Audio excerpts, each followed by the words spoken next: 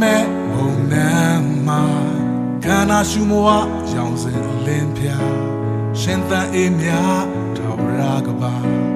ကိုယ်တော်ဖန်ဆင်းလဲရပါရာဒီသူဘုံမှာသူမျိုးချခြင်းဆိုတာမရွေးပါတွေးတသားတဲ့နေထိုင်သွားလို့ဆုံးသက်ခြင်းဆိုတာရှိရပြကင်းလူပြောရပါရာဒီသူဘုံနဲ့လေခြင်းဆိုတာမရှိရမောင်မိုက်ခြင်းဝယ်ပြောင်းသွားဟာလေလုယာချီးမွမ်းသမျှ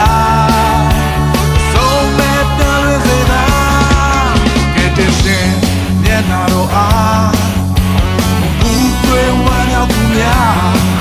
ချီးမွမ်းမယ်ပါရာဒီသူဘုံကိုလွှမ်းခြုံထားဘုံပြေဆုံးရမှာ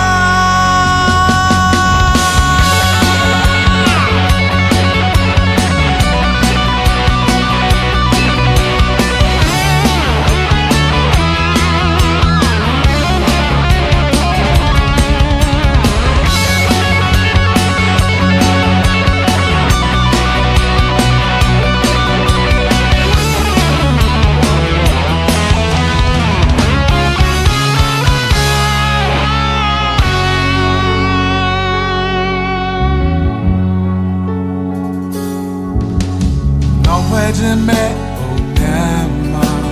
ခန္ဓာရှုမဝရောင်စင်လင်းပြရှင်သန်အေးမြထာဝရကပါ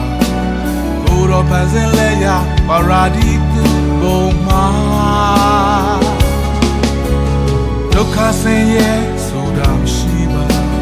ဝမ်းနေခြင်းများစင်ဝေးกว่าနေနေများတို့ပြောင်းဆုံးတာငြိမ်သက်ခြင်းတို့ဆံရပါရာဒီသူဘုံနဲ့